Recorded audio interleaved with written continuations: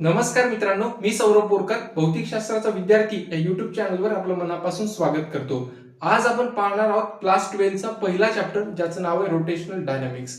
मागच्या व्हिडिओमध्ये आपण बघितलं अँग्युलर मोमेंटम म्हणजे काय असतं, त्यानंतर एका प्युअरली रोटेटिंग रिजिड बॉडीसाठी अँग्युलर मोमेंटम कसं वर्क करतं, त्यानंतर मोमेंट ऑफ इनर्शियाच्या टर्ममध्ये टॉर्क म्हणजे काय असतं, त्याचा फॉर्म्युला काय असतो, या सगळ्या गोष्टी आपण बघितल्या होत्या.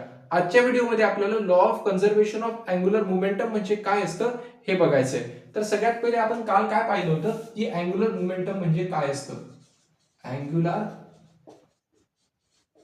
मोमेंटम आपण बघितलं होतं की अँग्युलर मोमेंटम आपण एल वेक्टरने डिनोट करतो. कोणत्या कोणत्या बुकमध्ये जे वेक्टरने पण डिनोट करतात. त्यानंतर आपण काय सांगितलं होतं, अँग्युलर मोमेंटम म्हणजे काय असतो, movement of momentum, movement of linear momentum, movement of linear momentum. बरोबर. त्यानंतर आपण त्याचा बेसिक फॉर्म्युला काय घेतला होता, L vector is equal to position vector cross linear momentum. बरोबर. तर लिनियर मोमेंटमचा आपण फॉर्म्युला काय सांगतो, मास इंटू व्हेलोसिटी. तर बेसिकली काय असते, आपण त्याच्यानंतर काय घेतलं होतं, एक L vector is equal to R cross M into velocity vector. M काय, एक स्केलर क्वांटिटी मास आहे, त्याच्यामुळे आपण एम जर बाहेर काढला आणि पोझिशन वेक्टर आणि व्हेलोसिटी वेक्टर याला काय केलं, मल्टिप्लाय केलं. बरोबर. तर बेसिकली आपण काय सांगू शकतो की क्रॉस प्रोडक्ट जेव्हा आपण करतो तेव्हा त्याचं जर इक्वेशन लिहायचं असेल तर आपण काय लिहू शकतो, M V R sine theta, आणि आपण काय लिहित असतो, एक युनिट वेक्टर लिहित असतो, जे काय असतात त्या दोन्ही वेक्टरला परपेंडिक्युलर डायरेक्शन दाखवते. तर बेसिकली आपल्याला लिहायचं असलं तर आता आपण काय लिहू शकतो की एम व्ही आर परपेंडिक्युलर. आपण काय सांगू शकतो की आर चा एक कंपोनंट जो आहे तो व्ही सोबत काय परपेंडिक्युलर आहे, म्हणून ते काय झालं आपलं एम व्ही आर परपेंडिक्युलर. आणि यालाच आपल्याला लिहायचं असेल तर काय लिहू शकतो आपण, एम आर व्ही परपेंडिक्युलर. हे सगळं काय झालं आपलं अँग्युलर मोमेंटम बद्दल. त्यानंतर आपण काय घेतलं होतं, एक अँग्युलर मोमेंटमचं एसआय युनिट घेतलं होतं, जे काय होतं केजी इंटू मीटर स्क्वेअर पर सेकंड. आणि त्याचं डायमेन्शन आपण बघितलं होतं, डायमेन्शन आपण बघितलं होतं की काय होतं, M1 L2 आणि T-1 इथपर्यंत आपण काय बघितलं होतं, काल पाहिलं होतं. आज आपल्याला पाहायचं की अँग्युलर मोमेंटम कोणत्या कोणत्या केसमध्ये कन्झर्व असते. कन्झर्व असल्यानंतर काय असतं, बेसिकली त्याचा फॉर्म्युला आर क्रॉस पी असतो. तर त्याच्या बेसिसवर आपण काय करू शकतो, न्यूटन्सचा सेकंड लॉ अप्लाय करायचा आणि त्याच्या बेसिसवर काय करायचं, आपल्याला दाखवायचं की अँग्युलर मोमेंटम कशा प्रकारे कन्झर्व असतं. आता पाहायचं आपल्याला law of conservation of angular momentum. Angular momentum याला आपण डिनोट कशाने करतो, एल वेक्टरनी. बरोबर. तर बेसिकली आपण सगळ्यात पहिले काय सांगतो, आता पहा, एक आपल्याला काय सांगतो आपण, न्यूटन्सचा सेकंड लॉ काय आपल्याला काय सांगते, Newton's second law in linear motion. Newton second law linear motion मध्ये आपल्याला काय सांगतो की force is equal to change in linear momentum with respect to time. आपण काय सांगितलं होतं की लिनियर मोमेंटमचा फॉर्म्युला काय असतो, मास इंटू व्हेलोसिटी. आपण यालाच कसं लिहू शकतो, D by dt of mass into velocity. Mass काय झाली, एक स्केलर क्वांटिटी, ती बाहेर येते, म्हणजे काय झालं, m into dv by dt. बरोबर. तर सिंपली आपण काय सांगू शकतो, m into change in velocity with respect to टाइमचा फॉर्म्युला ऍक्सिलरेशन असतो. बरोबर. इथपर्यंत आपण काय पाहिलं होतं की न्यूटनचा सेकंड लॉ आपल्याला लिनियर मोशन सांगतो, पण हाच जेव्हा न्यूटनचा सेकंड लॉ आपण रोटेशनल मोशन मध्ये बघतो, Newton's second law of motion in rotational motion,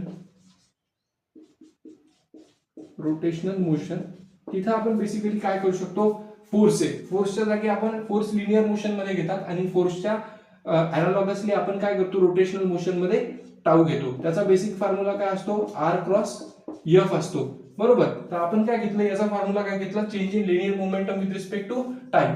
तर आपण बेसिकली याचा काय घेऊ शकतो, टाऊचा formula change in angular momentum with respect to time. Angular मोमेंटमचा आपण फॉर्म्युला काय घेतला होता, change in D by dt of I omega. बरोबर. आय काय झाला, मोमेंट ऑफ इनर्शिया, तो आपण काय घेतला, स्केलर क्वांटिटी बाहेर काढली, तर काय घेतला आपण, D by dt of I D omega.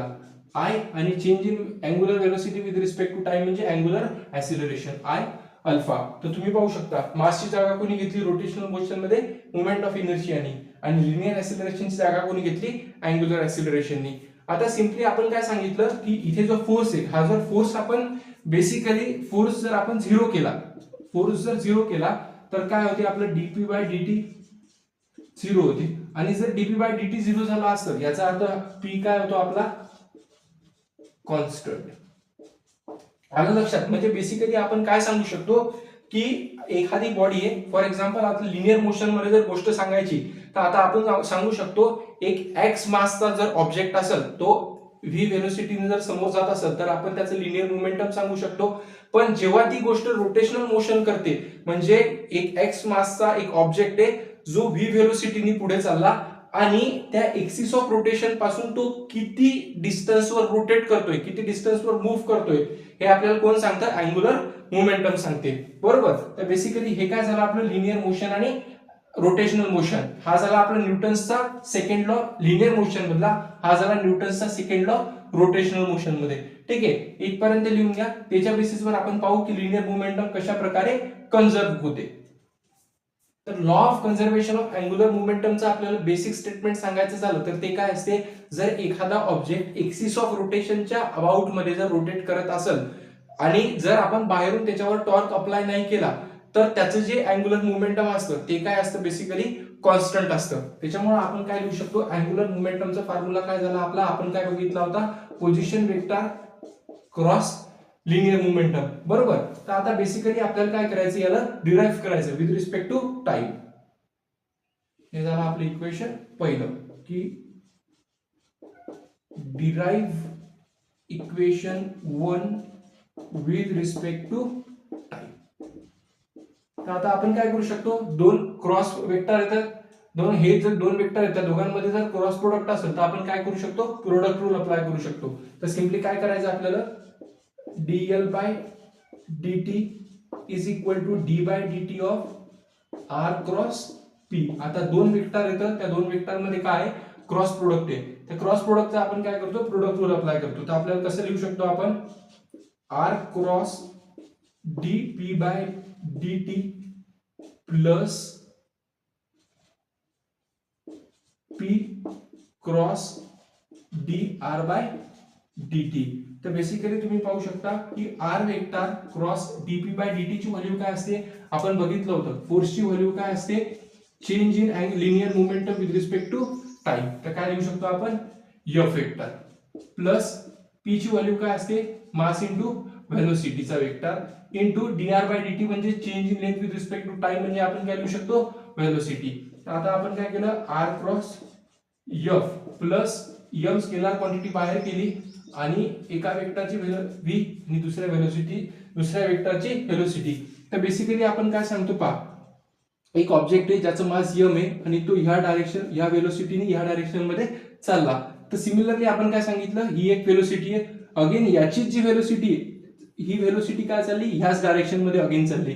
तर याच्यात मला सांगा सेम डायरेक्शन मध्ये जर चालली असेल तर त्या दोघांमध्ये दोन वेक्टर मध्ये अँगल कितीचा झाला थीटाचा. मग आता बेसिकली आपण काय असते आपण जर हा एक वेक्टर घेतला आणि आपण जर हा दुसरा वेक्टर घेतला हे जे दोन वेक्टर आहेत या दोघांमधला जर आपल्याला क्रॉस प्रोडक्ट करायचा तर आपण बेसिकली काय लिहू शकतो या वेक्टर ए चं मॅग्निट्यूड इंटू वेक्टर बी चं मॅग्निट्यूड इंटू साइन थीटा लिहितो. तर बेसिकली साइन थीटा लिहिल्यानंतर आता काय होते आपला व्ही चे येतं दोन्ही टर्म्स. तर काय झालं व्ही इंटू त्या दोघांमधला अँगल किती आहे साइन 0 डिग्रीचा.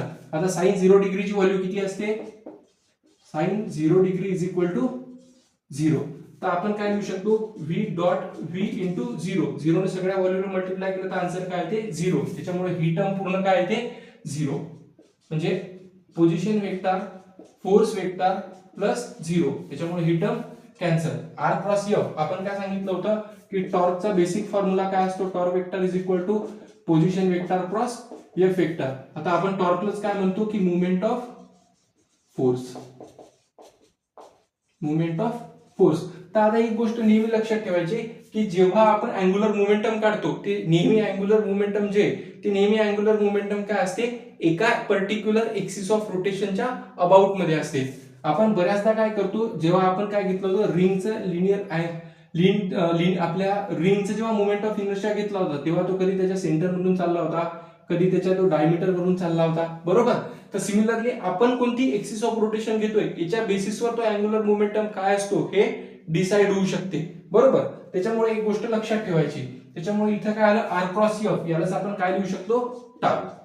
म्हणजेच काय झालं change in angular momentum with respect to time काय झाला आपला टाउ. तर बेसिकली तुम्ही इथे एक गोष्ट पाहू शकता की change in angular momentum with respect to time याची व्हॅल्यू काय आली टाउ. तर आता काय असते, आपण काय सांगितलं लिनियर मोशन मध्ये की एखादा एक्स मासचा ऑब्जेक्ट आहे जो की व्ही व्हेलोसिटीने समोर चालला, बरोबर. तर आपण त्याच्या बेसिसवर काय करू शकतो, त्याचे लिनियर मोशन फाइंड करू शकतो. पण जर आपण त्याच्यावर जर एक्सटर्नल फोर्सेस अप्लाय केला नाही तर त्याचं काय होणार नाही की फोर्स इज इक्वल टू त्याचं मोमेंटम काय होणार नाही, चेंज होणार नाही. आता मला सांगा जर फोर्सच आपण जर 0 टाकला तर डीबी ची व्हॅल्यू पण काय येते 0. याचा अर्थ आपण काय सांगू शकतो की त्याचं जे लिनियर मोमेंटम आहे ते पण काय झालं कॉन्स्टंट झालं. सिमिलरली ही जर गोष्ट आपल्याला लिनियर मोमेंटम बद्दल पाहायची असेल तर जर आपण त्याचा रोटेशनल फोर्स म्हणजे जो टॉर्क आहे तो टॉर्क जर आपण 0 केला तर बेसिकली काय होते की change in angular momentum with respect to time कन काय होते 0. याचा अर्थ आपण काय सांगू शकतो की जे अँग्युलर मोमेंटम आहे ते काय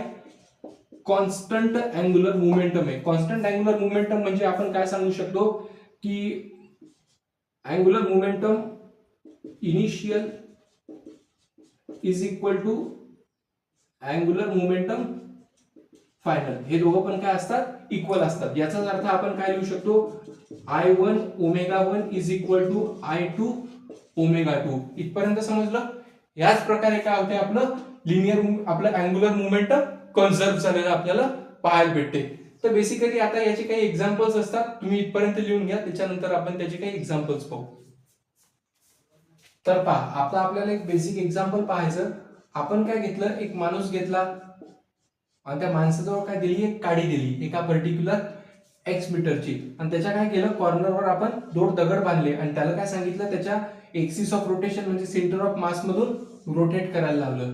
तर आता सिम्पली काय होणार माहिती का की जेवढं जास्त पर्यंत आपण त्याच्या एक्सिस ऑफ रोटेशन पासून लांब मास डिस्ट्रीब्यूट करू तेवढा कमी स्पीडनी तो काय करणार रोटेट करणार.